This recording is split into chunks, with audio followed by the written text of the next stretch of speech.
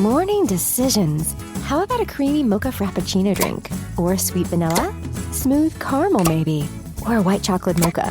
Whichever you choose, delicious coffee awaits. Find Starbucks Frappuccino drinks wherever you buy your groceries. My gosh, you boys already know I'm not letting that Ramsey boy come over and play until you clean up your rooms. Live from Joe's mom's basement, it's the Stacking Benjamin Show.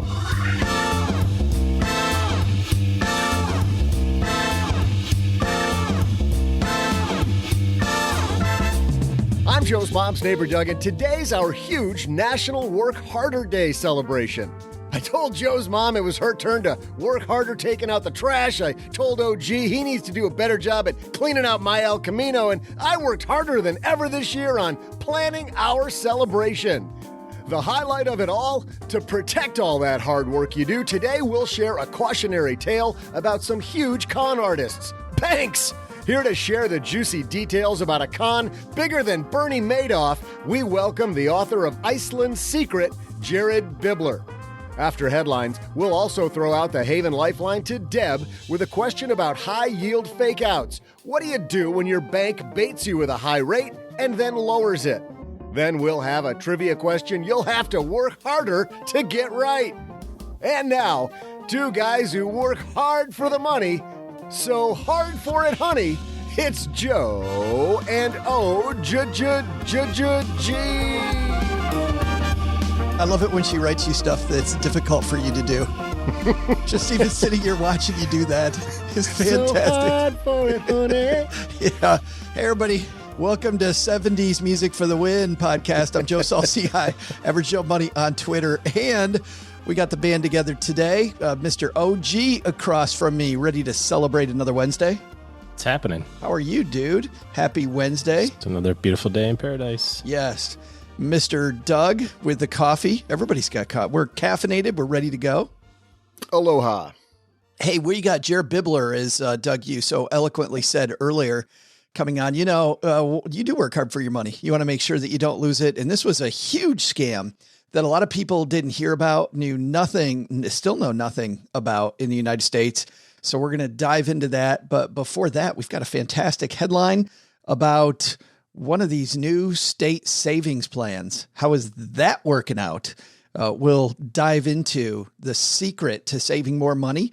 But first, well, there's nothing that relieves stress more when you have had a long day, you are completely fried, and you're thinking to yourself, maybe I'll just go out to dinner. But then you think about all those calories, all that money out of your wallet, and then you realize that you can eat healthy because you found Factor.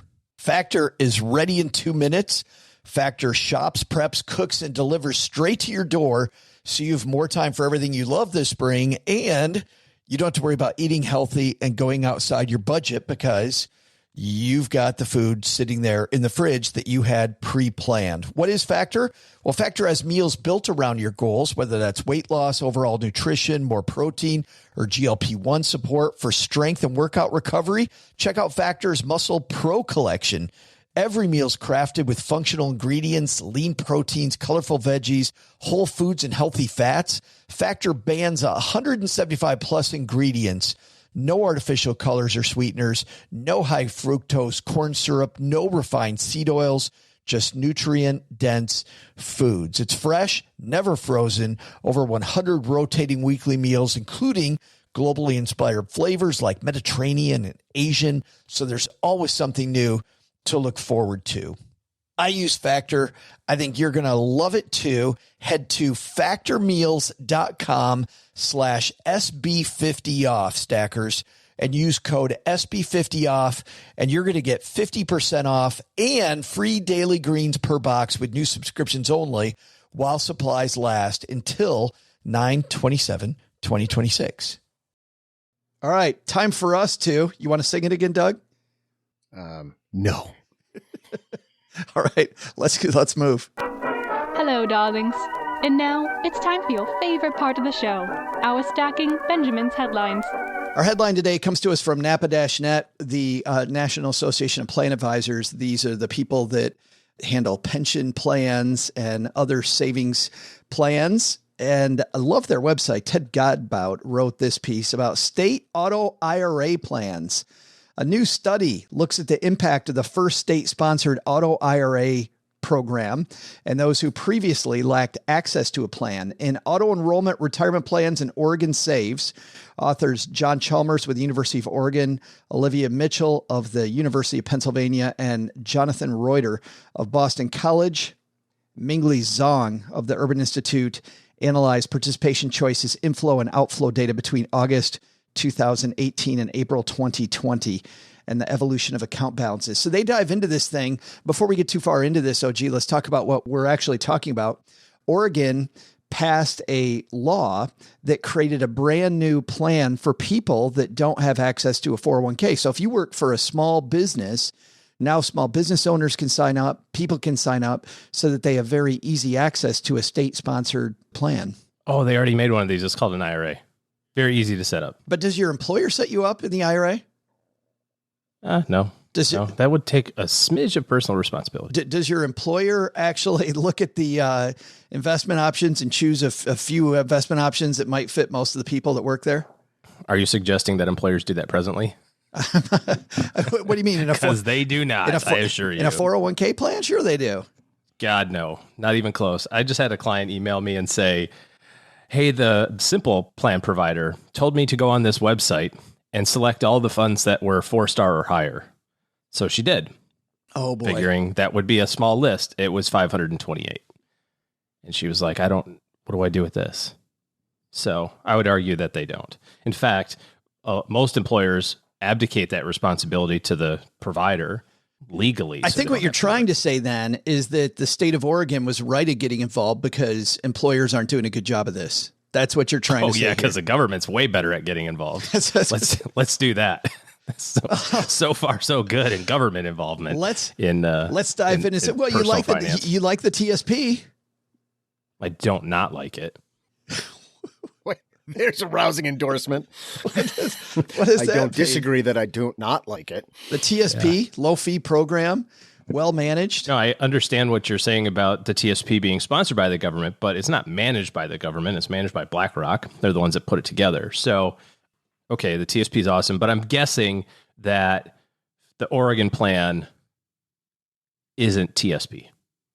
That's my guess. We'll get into their success. The authors explain a key rationale offered to justify this type of plan, which OG clearly is in favor of, is because the vast majority of workers lacking access to employer-sponsored retirement plans have no dedicated retirement savings vehicles, meaning the path, OG, from money in your wallet to an IRA, people aren't making the jump. And that's why these authors say that this type of a plan is warranted. People just aren't saving. So here's the thing. You can tell your employer to direct deposit money anywhere, right? So why don't you have your money direct deposited into your Fidelity account so that you can put it in your IRA?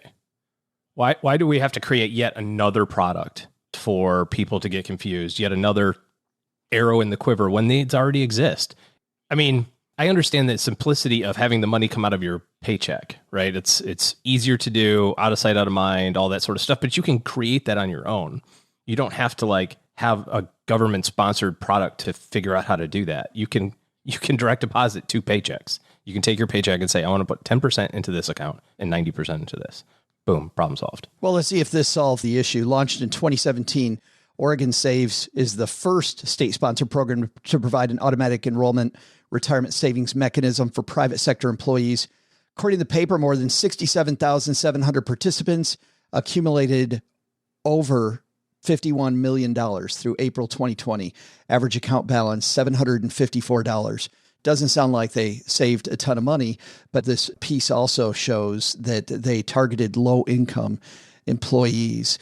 The research found the majority of participating employees, they have a default rate of 5%. So if you don't specify how much you're going to save into this plan, people are going to save 5%. Guess what percentage people saved? Well, it's probably less than 5%, considering some people will have been smart enough to opt out. But why is opting out smart?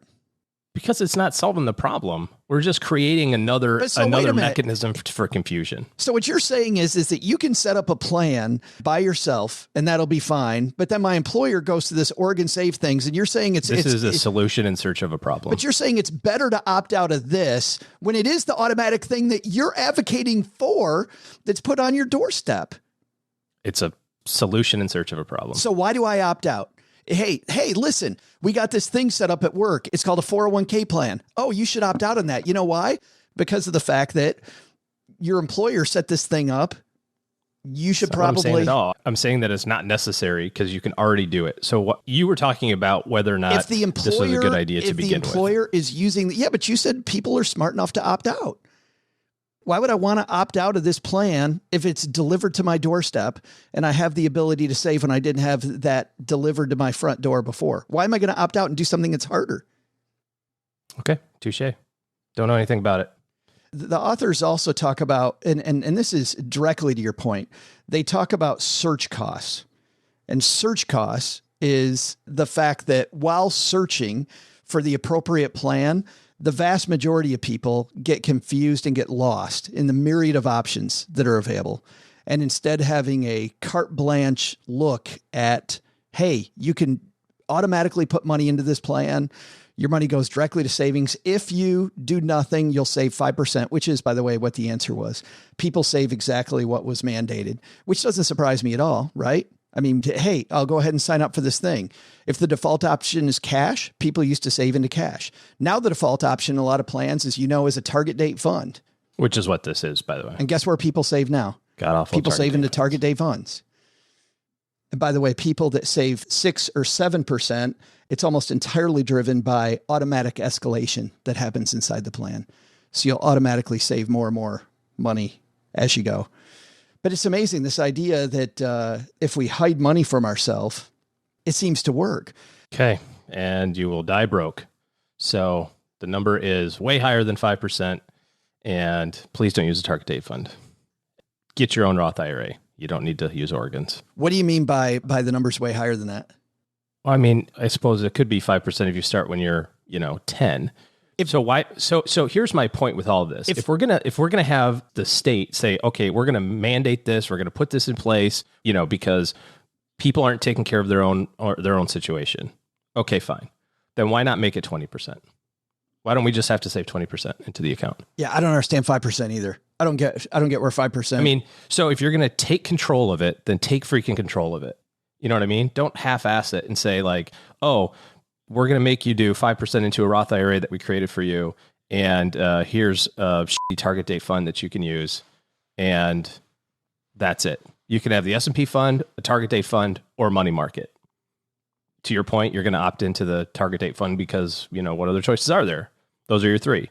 What about small cap, or what about international, or what the hell with that? We don't have to put that much work into it. You know what I mean? Like, we have to put some work into it. So much work that we have accumulated a grand total of $51 million at an average of $700 a person. So, obviously was important to do. So why not do the whole thing? Well, here's the other side of that question. If the average balance is $760, riddle me this: how much savings would these people have had if they didn't have that plan? These same people, because I think I know what that number is. Zero. They wouldn't have saved anything.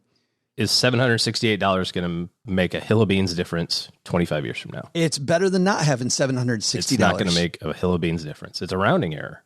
It's not even close. Plus, since it's a Roth, you can take the money out, so they're going to take the money out anyway. There's no restrictions. At least in the 401k, there's like an obstacle of like, you got to have a loan, or you call up the 401k people and you say, hey, I want to take money out. They go, sorry, you already took money out like 2 years ago. You have a loan. Here's another interesting statistic. The people that were best at this, the participants that appear to be best on it based on the data that they have here, were people that were introduced to it 2 or 3 times, meaning people that first tried to save were unsuccessful.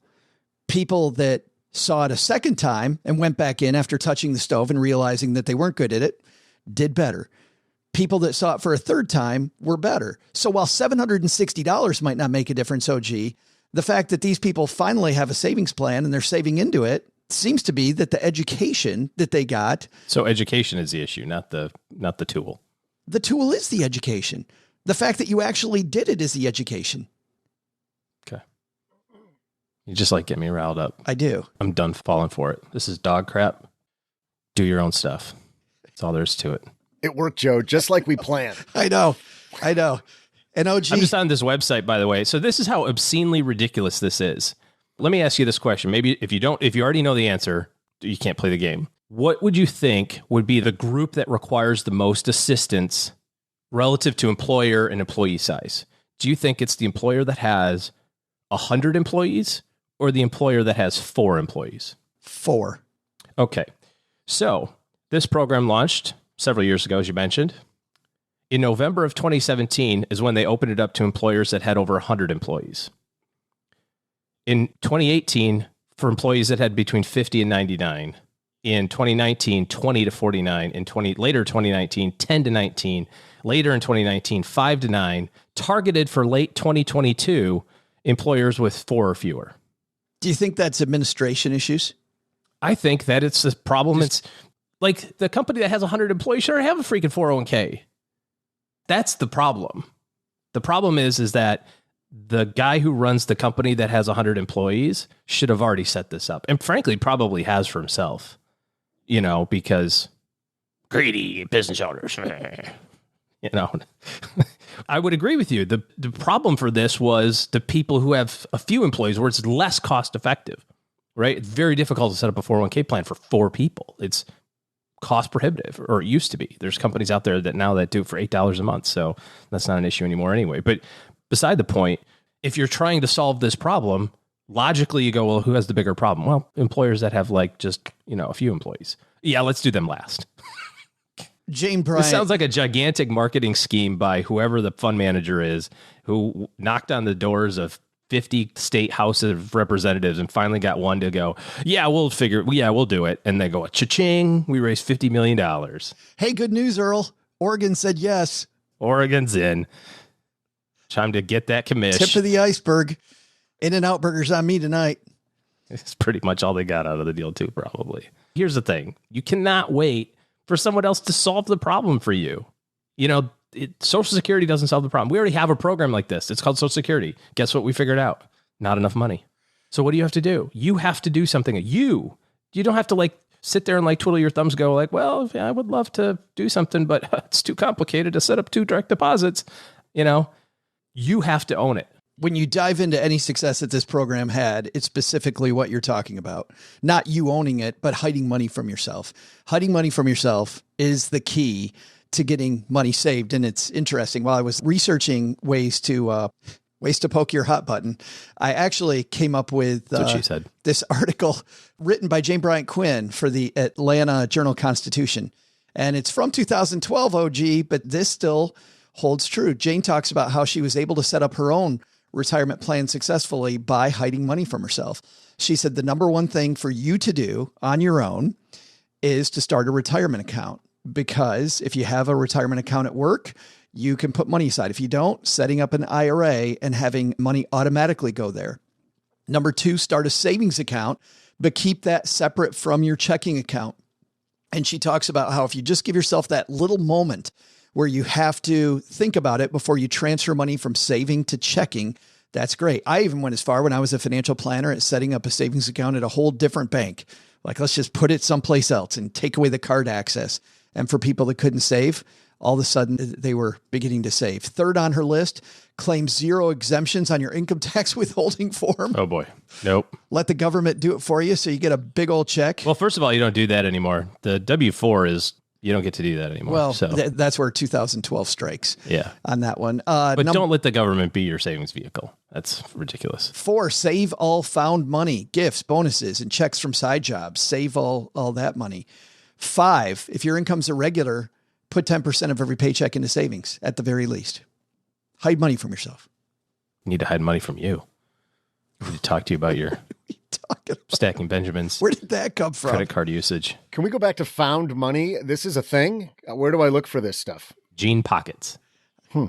Yes. Okay. Probably Joe's. I find money every time I'm over at Joe's house. I go through his wallet. There's all sorts of money in there usually. I'm like, ooh, look at all this found money. Coming up next, Jared Bibler is a gentleman who worked in Iceland for the banking industry and got out just before all of a sudden this bad stuff started happening. So you could say that he might have caused it, maybe, and then pointed the finger. And actually, that's not it at all. Jared actually moved over to the regulatory side and was one of the people that were diving into this situation in Iceland where the banking industry nearly brought down the entire Icelandic economy. We got Jared coming up next with our friend Doc G doing the interview. Doc G, the fabulous interviewer from our sister show, Earn and Invest, is going to join us here in a few minutes. But first, I think, well, Doug, settling up, man, you might have something for us, huh? Let's go. Hey there, Stackers. Remember me from like 20 minutes ago? I'm Joe's mom's neighbor, Doug. Today is Work Harder Day, a holiday celebrated year-round by the adult entertainment industry. Are we really working harder than ever? According to OurWorldData.org, we've been studying working hours for 150 years. So my question is, has the number of hours we work on average increased or decreased over that last century and a half? I'll be right back with the answer after I finish reading the last page of The Jungle.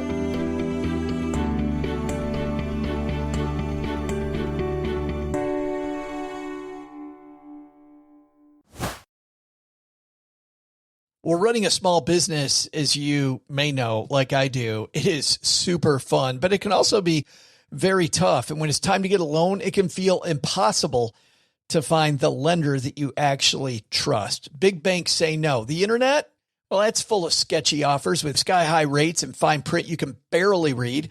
Whether you need help covering payroll, managing cash flow, or investing in growth, you deserve better. And that's why I recommend the small business marketplace Fundera, which is powered by NerdWallet. It's a free, easy-to-use platform. It lets you compare real financing offers from trusted lenders, and it's all in one place. And what I like is that you don't need perfect credit to get started. There's no spam, there's no bait and switch, just personalized options that fit your business needs. Nothing I like better than a place that treats me the way that they would want to be treated.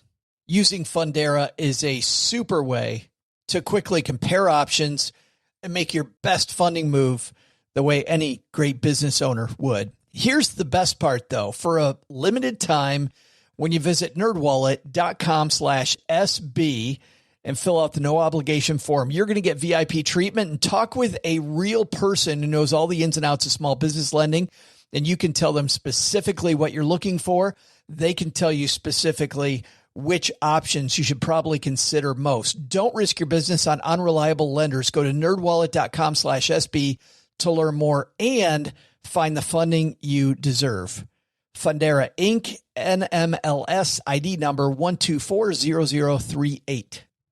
I had a breakfast mentoring meeting yesterday with a young woman who was just amazing. She is graduating from college with a degree in wealth management, and she reached out hoping for some pointers. And listen, if somebody's in Texarkana and wants to go into this beautiful field of personal finance and helping people get their money together, that is incredible. But even more incredible is how she reached out, how she was trying to network. And I was having a discussion that finding the right person and avoiding the wrong person for a role, that's what can make or break an organization. And we just don't see that many qualified people. So how do you find them? Well, Indeed sponsored jobs is a boost whenever you need to find quality talent. If you're hiring, Indeed is all you need. You can stop struggling to get your job post even seen on other sites. You'll match with quality candidates with Indeed's sponsored jobs. Get matched with and hire quality candidates who can drive the results you need. Reach candidates who meet your specific criteria like skills, certifications, or location. It drives me crazy when I'm matched with all kinds of people who aren't a fit. I don't have that kind of time. People are finding quality hires on Indeed right now. In the minute I've been talking to you, companies like yours made 27 hires on Indeed, according to Indeed data worldwide. Sponsored jobs posted directly on Indeed are 95% more likely to report a hire than non-sponsored jobs. Spend less time searching and more time actually interviewing candidates who check all the boxes. Less stress, less time, more results. When you need the right person to cut through the chaos, this is a job for Indeed sponsored job. And here's what's cool, Stackers. You're going to get $75 in sponsored job credit to help get your job the premium status it deserves at Indeed.com/podcast. Just go to Indeed.com/podcast right now and support Stacking Benjamins by saying you heard about Indeed right here at Stacking Benjamins. Indeed.com/podcast. Terms and conditions apply. Hiring, do it the right way with Indeed.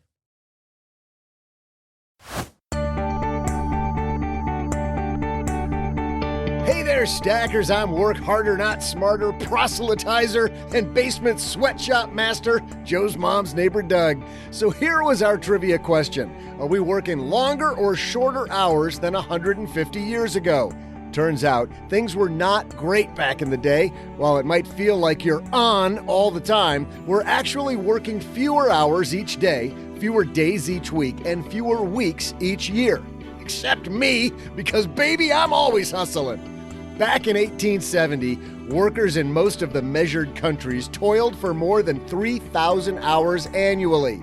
That means a grueling 60 to 70 hours each week for 50 weeks a year. And I have it on good authority that there were no workplace ping pong tables or slushy machines, which I'm sure made working conditions absolutely intolerable.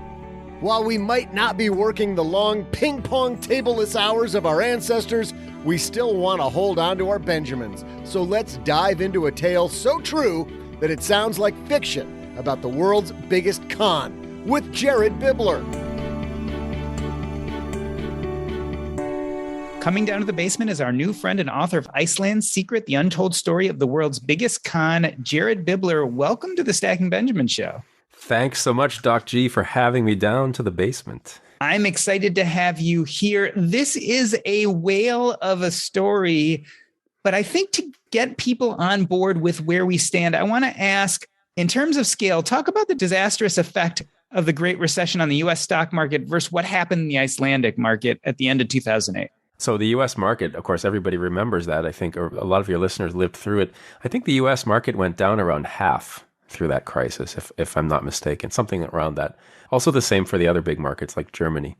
But in Iceland, the market went down by 97%. So effectively, it went down to zero in a very short time. Yeah, and this is a big deal for any market.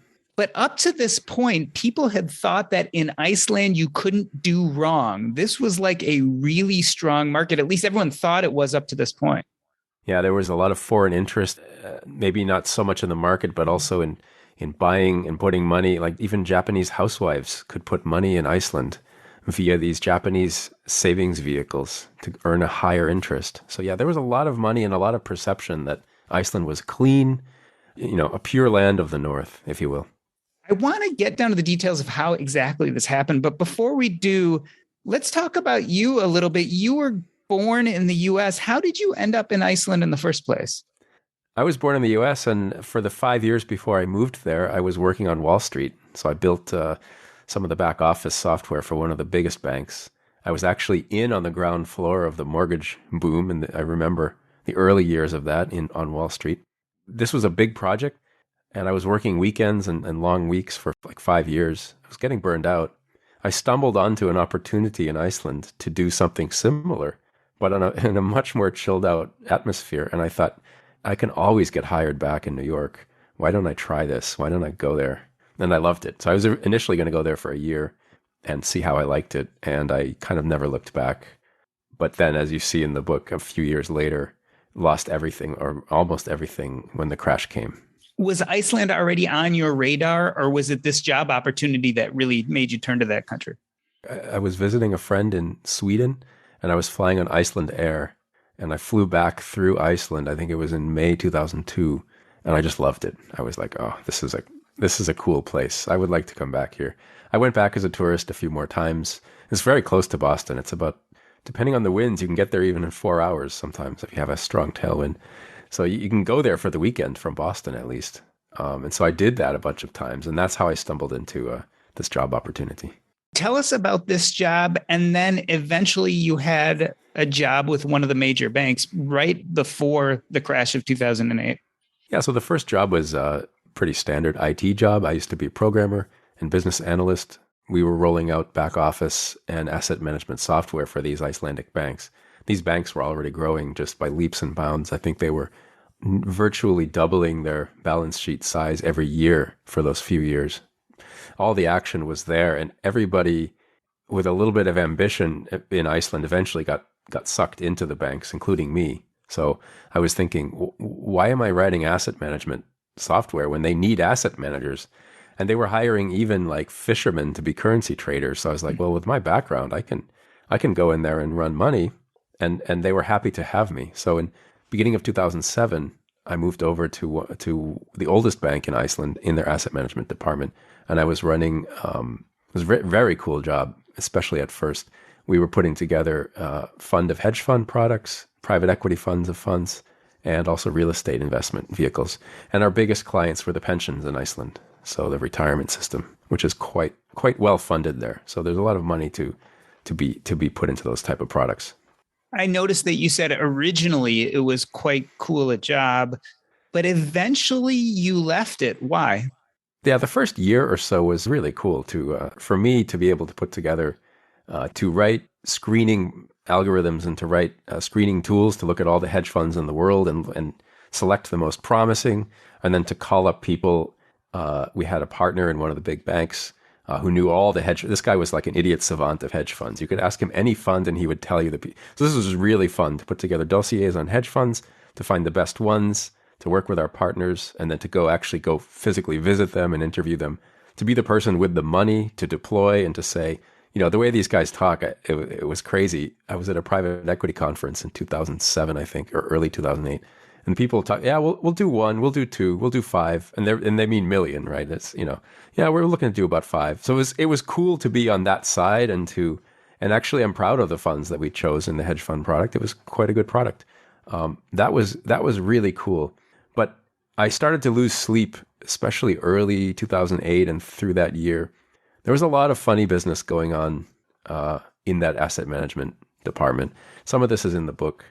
Things like, if they wanted a big pension fund to come in, they'd say, we'll let you in at last month's price, that type of thing, because they didn't have an external administrator, which is best practice. You shouldn't be running the administration of the fund and the money, but they were everything was in-house, back office too, everything. And so the sales guys would say, hey, we'll bring you in, you're going to get 5% return in the first month guaranteed because we're bringing you in at last month's price and the fund is up 5%. Well, that's great for that guy, but for all the other investors who are already in the fund, they lose that amount of cash. It's a zero-sum game. And that stuff and the ease with which those type of things were done in that department really was bothering me. And I lost more and more sleep through 2008, and I finally left. I think my last day was Friday the 3rd of October, which doesn't mean much to you, but that's the Friday before all the Icelandic banks collapsed the following week. So the 3 banks collapsed in 4 days. So I got out just in time.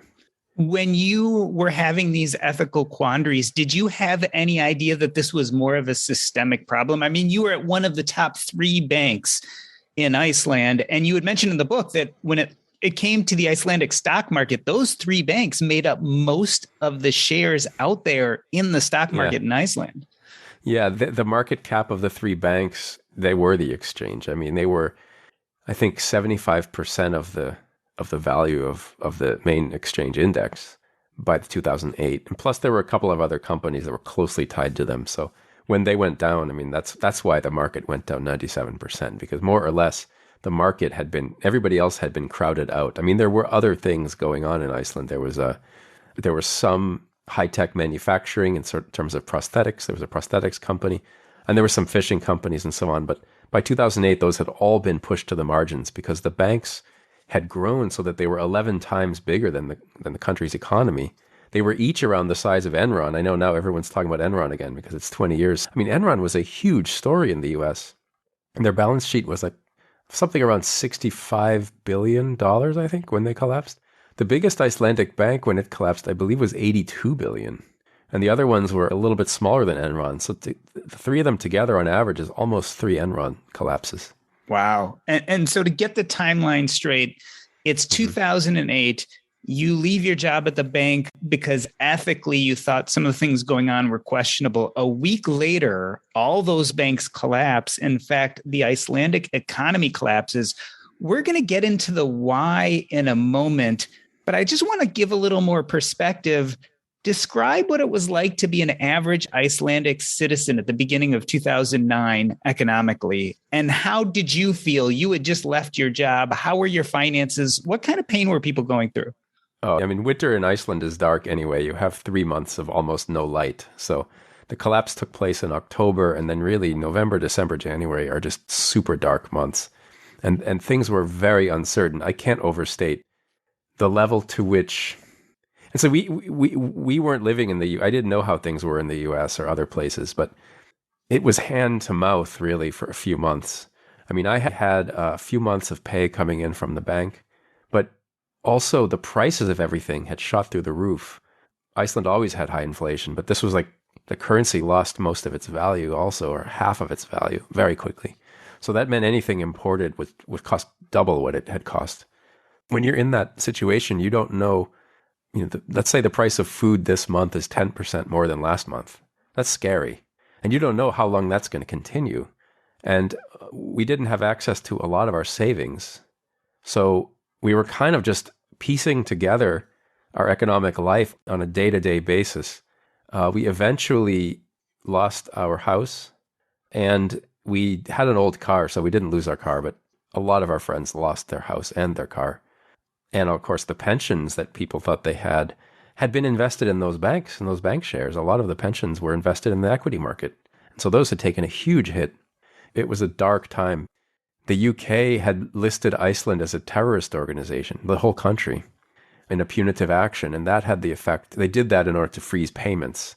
So also, and everybody, if the UK puts you on a sanctions list, like everybody follows this in the world. So this meant if you're a fishing company exporting fish, frozen fish in Iceland, suddenly you're not getting paid.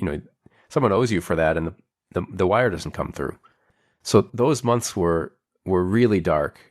At the time we were living through them, it felt like that was how it might be for years. It was a very scary experience. Yeah, in the book, you describe a pretty grueling 6 months of being unemployed, even going as far as buying horse meat because that was the cheapest thing you could find as a protein source. At some point, you do get a job 6 months later. Tell me about that job you took and what it entailed. I had right away written to the FME, that's the financial regulator of Iceland, as the crash was unfolding. And I said, maybe they could use me because I have a lot of experience. And I have outside Iceland experience.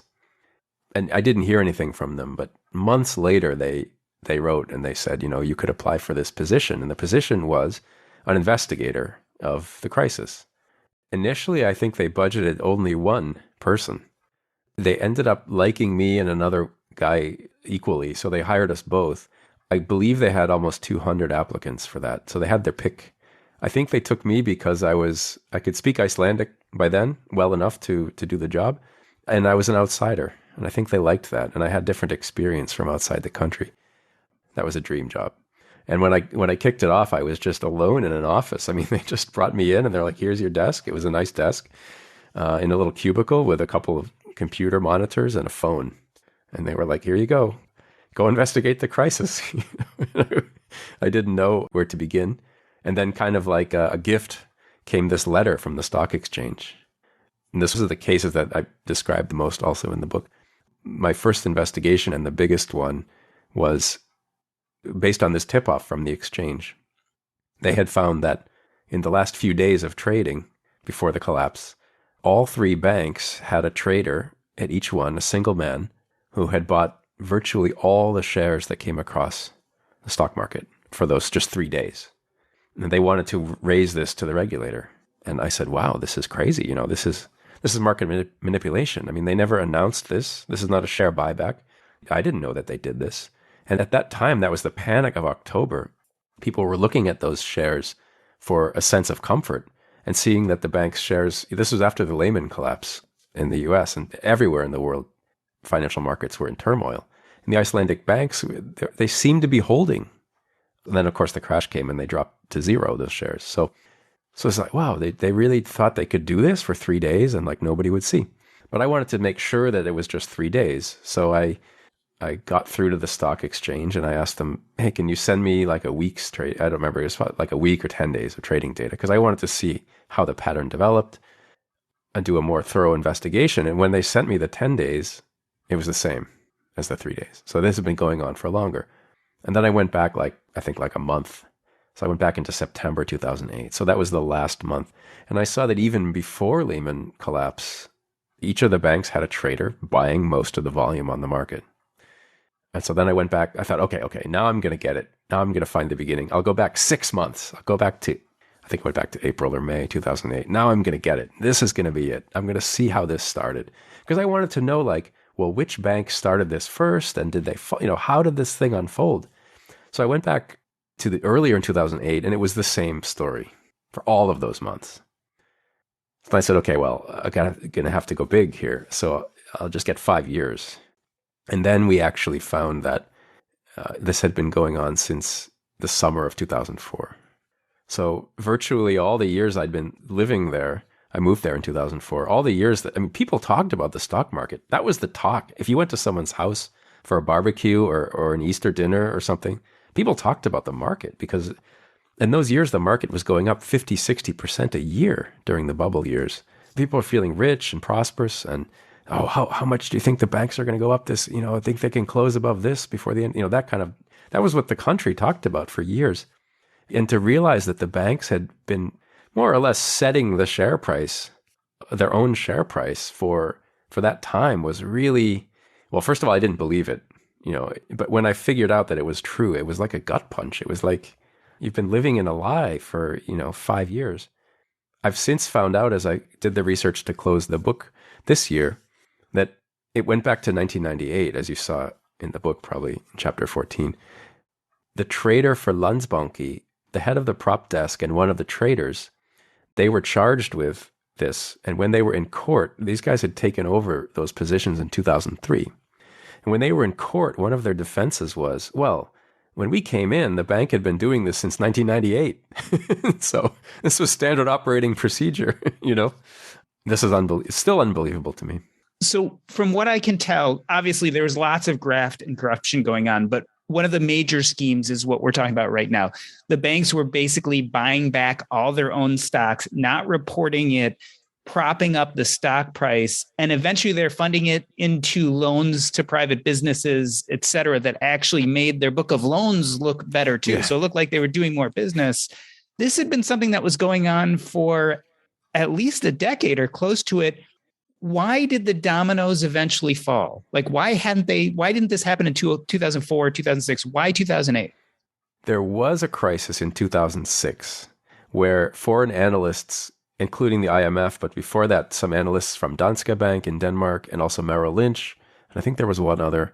These credit analysts, as they do, they did reports on the Icelandic banks and the Icelandic financial sector. And they asked the right questions. And they said kind of like, how are these banks? We don't understand the quality of their loan books.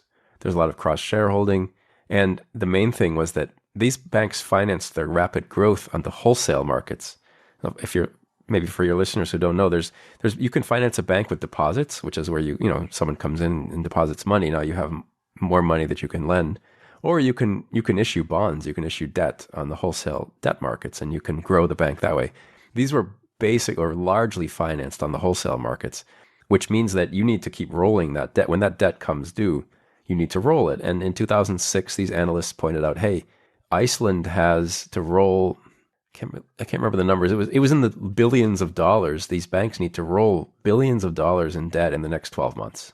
And the GDP of Iceland is only like $15 billion. And these banks have to roll half of this in debt. Are they going to be able to do it? And so on. So they asked the right questions. And that precipitated what I would term the real crisis. It's called the mini crisis, 2006.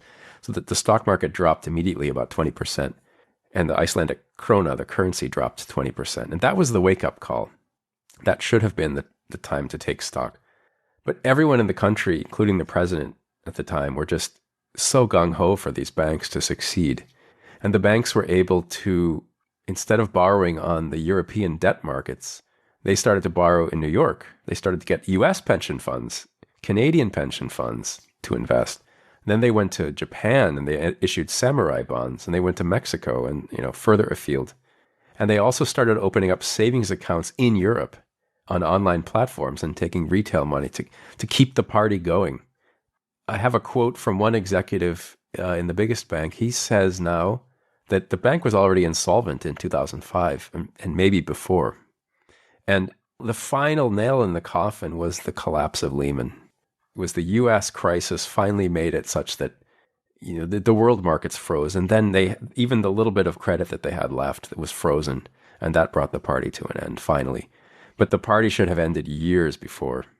So you come in, you are an outsider, and you already kind of talked a little bit about this culture in Iceland of it was kind of the go early 2000s, and everything was going up and couldn't fail.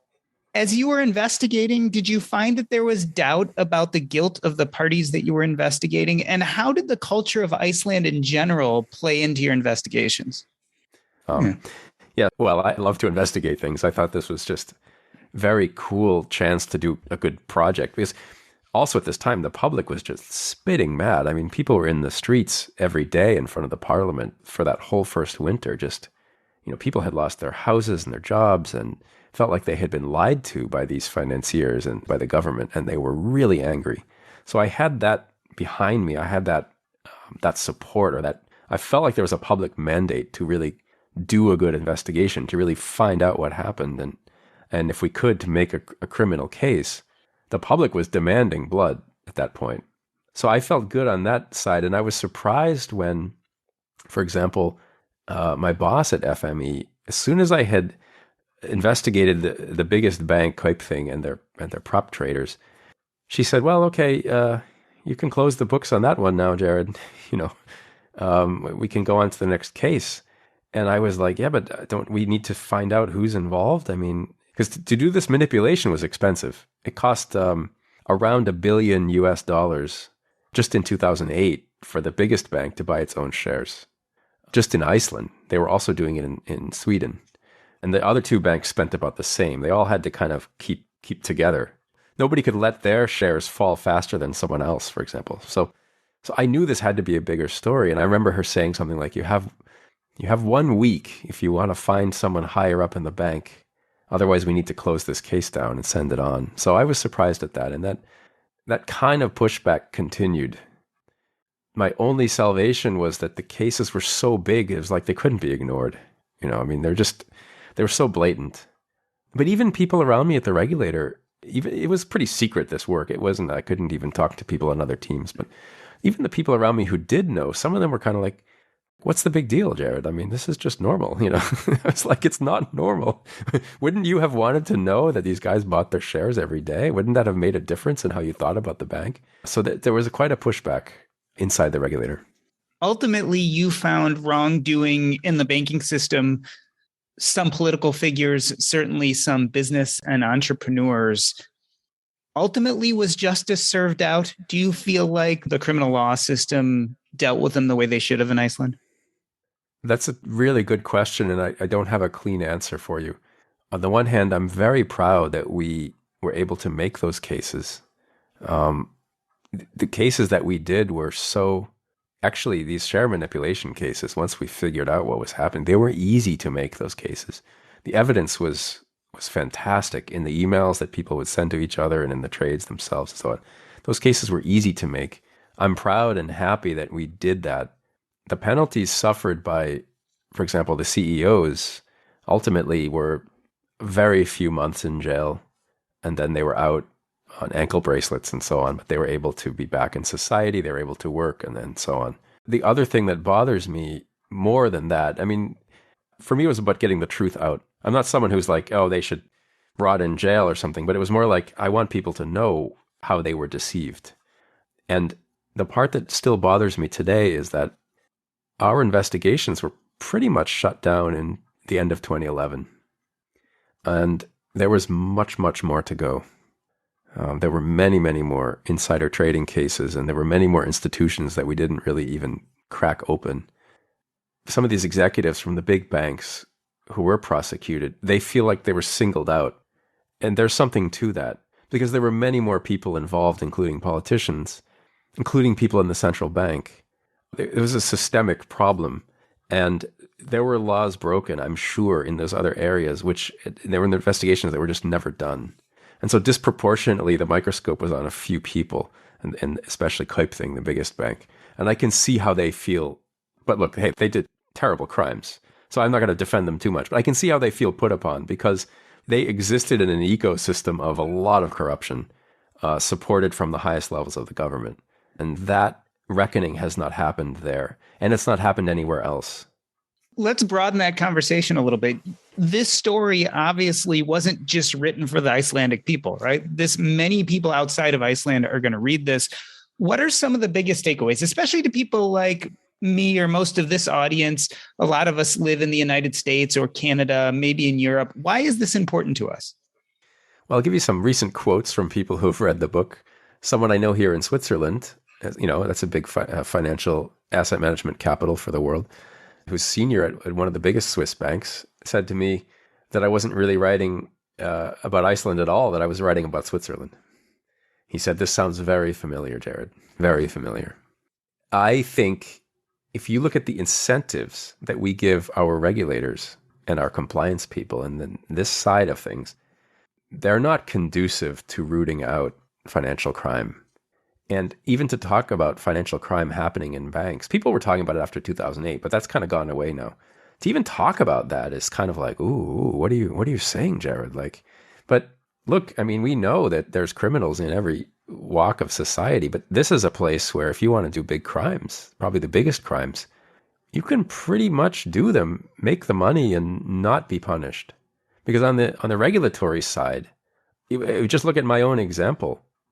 I was not rewarded for bringing in some of these billion-dollar cases of market abuse.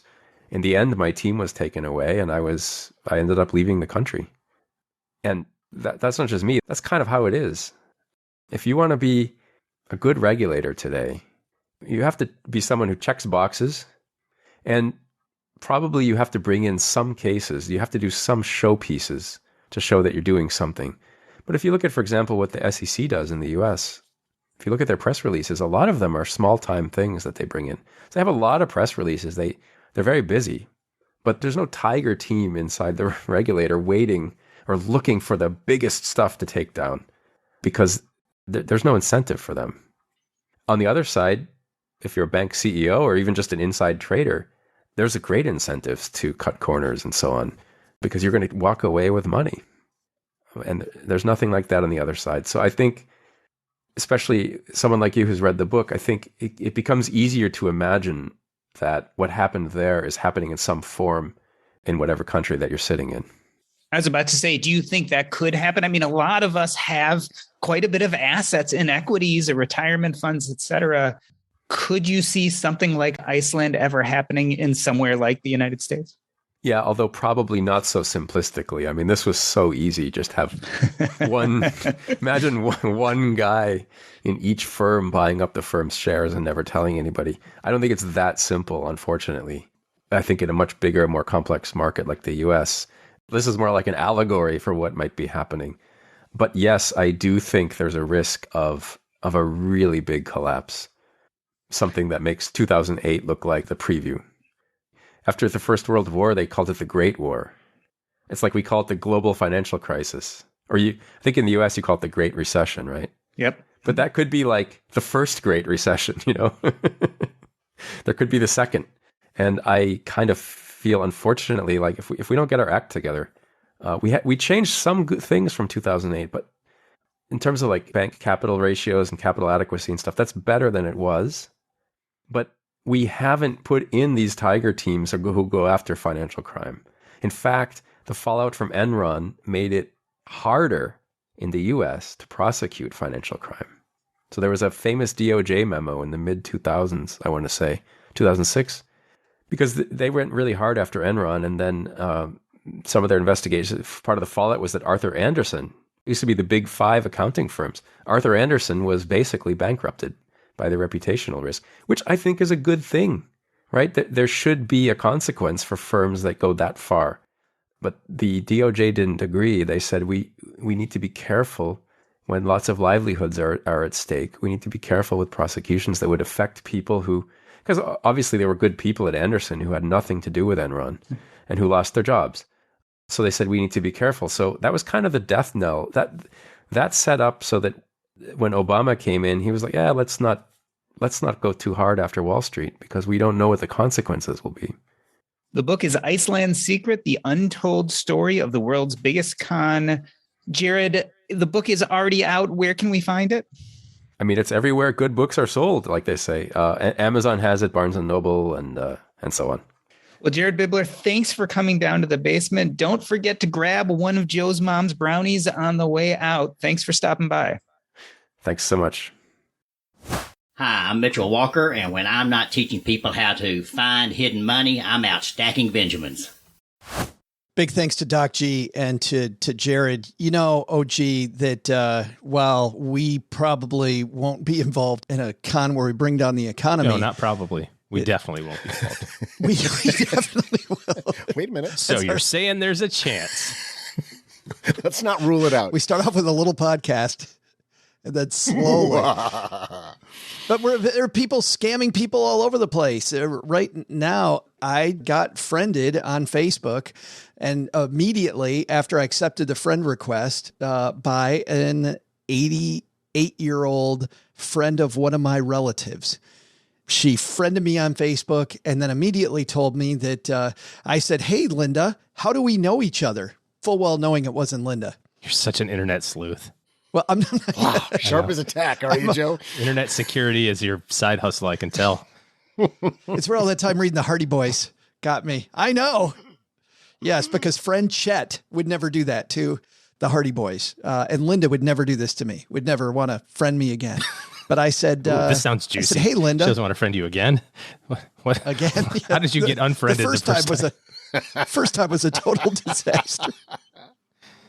We don't want to tell that story. That's for another day. But I said, "Hey, Linda, how do we know each other?" And quote, Linda, in air quotes, wrote me back and said, "Well, I don't know because I just had some brain trauma." That happens at 88. And I'm trying to piece it back together. I'm trying to get my life back together. And with her one glimmer of memory, she remembered Joe. She did. A brief shining moment in her rather tawdry history. And apparently forgot why she was unfriended to begin with. Win-win. But it is, you find out, those traumatic things bring up people's name, and she immediately She's like, goes, "And by the way, what's your favorite cat's name?" Thank you to Doc G and to Jared. And I think we all have to be on the lookout for scammers in our lives. Hey, let's throw out the Haven Lifeline, OG, and tackle some of life's most important questions. Our friends at Haven Life Insurance Agency, they put what you value first. Getting into virtual fistfights on Wednesday morning. You're going to say Oregon saves. Nope, virtual fistfights. Oh, that's why they made buying quality term life insurance actually simple, so you can spend more time fist fighting. Head to stackingbenjamins.com/havenlife now to get a free quote. If you hit the pause button right now, you get that done.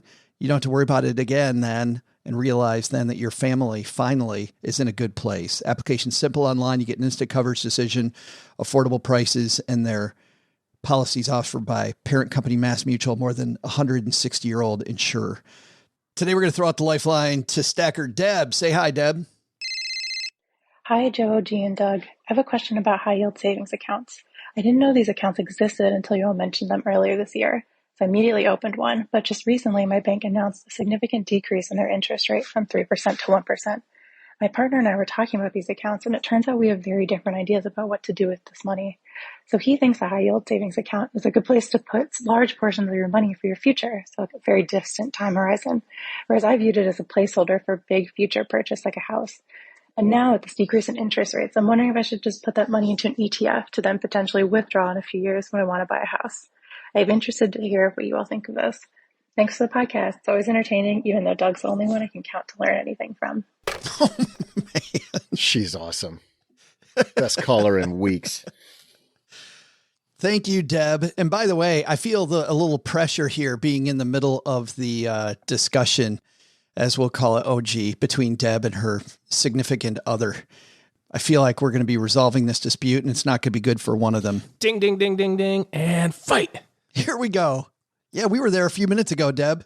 Now it's your turn. Good luck. Because which side are we coming down on? Is it Deb or?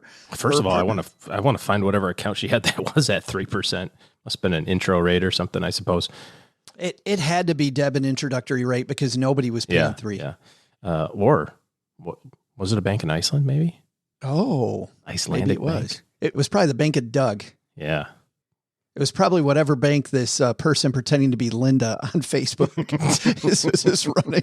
I had brain trauma, head trauma. Yes. I know some banks that act like they have brain trauma. Looking at you, Bank of America. You're still on that. Wow. 25 years ago, Joe's still mad at Bank of America. Too soon? The way that you want to think about your money is the time frame that you need it depends on what sort of ups and downs you can tolerate. So if you need the money, if it's your emergency fund and it's there in case your tire blows out or you need a new water heater at the house, you need that money right away. You need it accessible, liquid, so you can't afford to have any ups and downs. Last week, for example, the stock market was up really big on Monday and down really bad on Tuesday and even on Wednesday and, just kind of bounced all over the place. Well, what happens if you needed the money on Tuesday after it was down a whole bunch? You can't afford that, roller coaster ride early on. So if the money is needed for something early or from a time horizon standpoint, then it has to be safe and secure. So bank's a good place, savings bonds, government bond, whatever, like that sort of stuff is where you want to have that. If you're buying a house in a couple of years, I think cash is a great place to put it. If you don't care when you buy your house, you can invest it, but just recognize that when are you going to want to buy your house? Probably when the house prices go down. And what else is going to go down if house prices go down? Probably your stock account. So you don't want to be like going, dang it, I had all this money set aside for my house, but now the market's down a whole bunch. And now I can buy the house on sale, but I don't have any money because the market went down. So if you've got a short time frame, 3 to 5 years, you definitely want to have the money sitting in cash or something like cash. Anything that's longer than that, you can afford the ups and downs. What happened in the stock market yesterday makes no difference to anybody who's retiring in 30 years from now. Because if you believe as I do that 30 years from now, things will be better, the economy will be stronger, so on and so forth, then that makes it the only logical place to put it. The downside with having your money really safe and secure and a long time horizon, kind of mixing those two things up, is that you have to save too much money. You don't take advantage of any compounding. The benefit of a long time is that your money gets to grow and then your money makes money. So if you don't have enough interest on your account, then your money's not going to be making enough money. Therefore, you're not going to be compounding it as quickly. So you have to save more. Doesn't mean you can't do it. It just means that it's very, very, very difficult.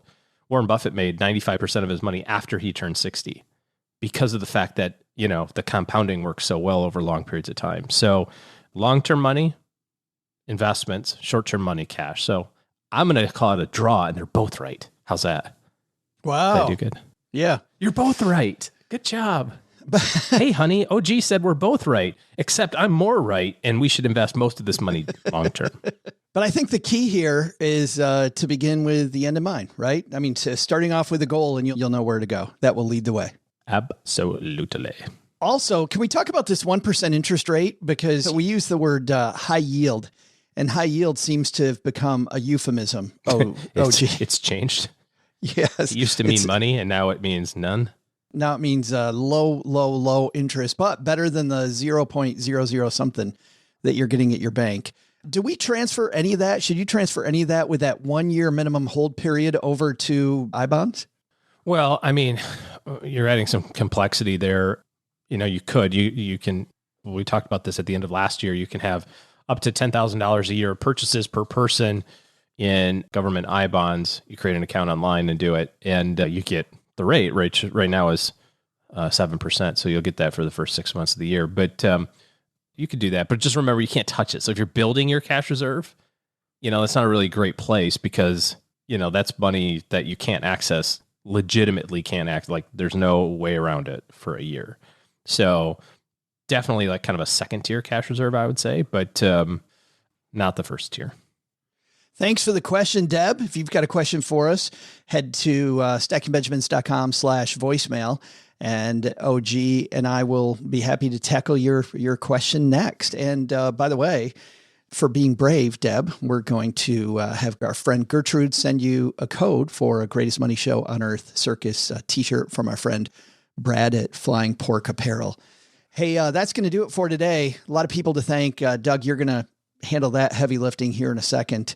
But before we take off, thanks everybody for spending your week with us. And if there's somebody who should hear this show, somebody that needs to hear either the story of Iceland or the story about hiding money from yourself, whatever it might be, forward the episode. And if possible, if you could take a second and leave us a review wherever.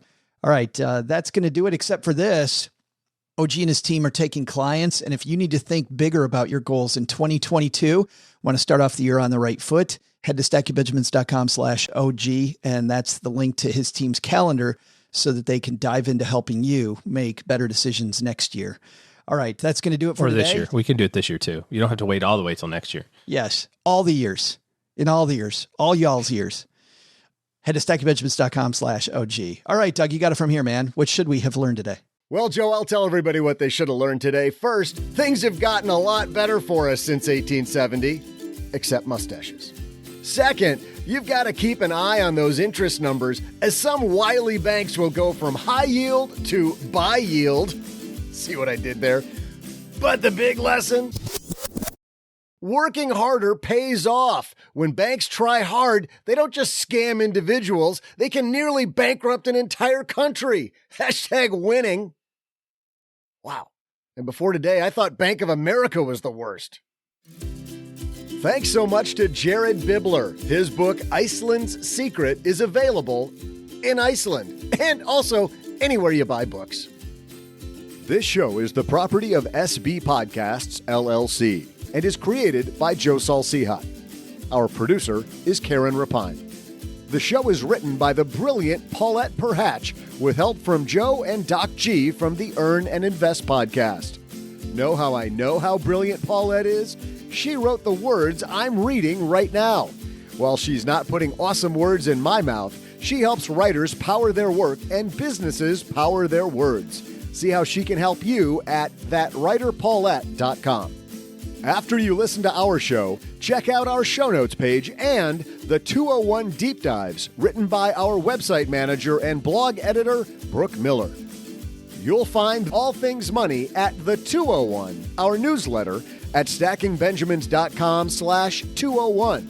Once we get all of this goodness bottled up, it goes over to our engineer, the amazing Steve Stewart, who helps the rest of our team sound nearly as good as I do right now. Want to talk about the show later? Mom's friend Gertrude is our social media coordinator and room mother in our Facebook group, The Basement. So say hello when you see us posting online. Here's a weird fact. She and Tina Eichenberg are never in the same room at the same time. To join all the basement fun with other stackers, type stackingbenjamins.com/basement. I'm Joe's mom's neighbor Doug saying, see you next time, folks.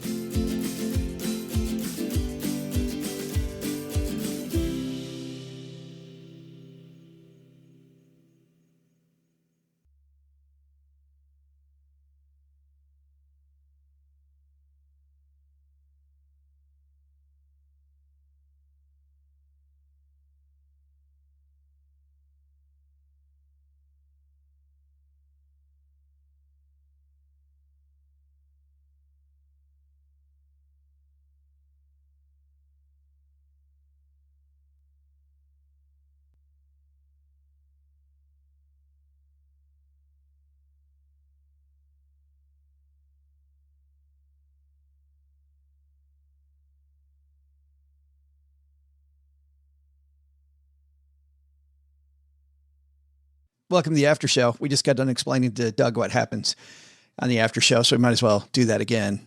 What happens in the after show stays in the after show. And sometimes we review, Doug, sometimes we review movies, TV shows we're watching. We do that kind of thing on the after show. Sounds riveting. Should listen from time to time. Maybe I should nap during the after show. Apparently you have been for a decade. OG, you've been watching Your Honor. You had watched 1 or 2 episodes last time we talked. You further into it now? I think probably like episode number 7 or 8 now. So Bryan Cranston is a judge and his son gets in trouble with some bad people. Yeah, he gets in a car accident, and I don't want to tell too much about it, but basically the kid does what a lot of kids might do, is he kind of panics when he has this car accident, and just this cascading series of decisions like pulls him further and further and further down this trail of, oh crap. And every time you think that they're clear of it, something else comes up. So yeah, it's very, very gritty. Hilarity ensues. Not hilarity. No. And based on Doug's recommendation, I've DVR'd every episode of Yellowstone. So when I have 6 months to sit and watch TV, because apparently there's 40 episodes. Well, there's 4 seasons now. I mean, with Yellowstone, I think it's going to be the show that you love to hate. I don't know about hate, but I mean, it's a love-hate relationship for me with Yellowstone because it is amazing to look at. There's a couple of good actors in it. And that's a stretch, but there's just something really compelling about it that keeps you watching. But you know, you're a moderately smart guy. You're going to watch it and right away be able to find plot holes and be like, why were they there? Or why did somebody do that? But you're still going to watch the next episode. It's funny because it's a show that when it first came out, it got such middling reviews. And man, it found an audience and it's kept the audience, and more and more people watch it all the time. I keep watching it, and yet we keep saying, well, what? That's just a music video scene. Why is that in there? Or also have watched the first 2 or 3 episodes of the prequel to that, which is 1883, much better acted and better written, I think. 1983. 1883. 1883. It's like what do they call it? There's a name for it. The pre-story. It's the origin story. 1983 is the next one. What do they have? They have the prequel and the afterquel. Everybody's got gold chains on and a little bit more hair. The epilogue. Yeah, that's right. Yeah. Yellowstone Cribs edition. I watched episode 2 of Boba Fett and kind of have the same middling review, OG, that you talked about last time. Cheryl finds it kind of boring and weird. I think it's pretty good. I've enjoyed the first 2 episodes, so we're split decision. Episode 2 definitely better than episode 1. Kind of had a slow beginning, and just began a new one on PBS, Masterpiece Theater, which was David Tennant, who I just love. That guy's such an awesome actor. Loved him in Broadchurch. A lot of people, of course, liked him as Doctor Who. But he is in a new series, which is Around the World in 80 Days. And I've liked every version of Around the World in 80 Days as I've watched it. And this one seems to be a little grittier. So new spin on a really old tale. So there we go. What we're watching, peeps.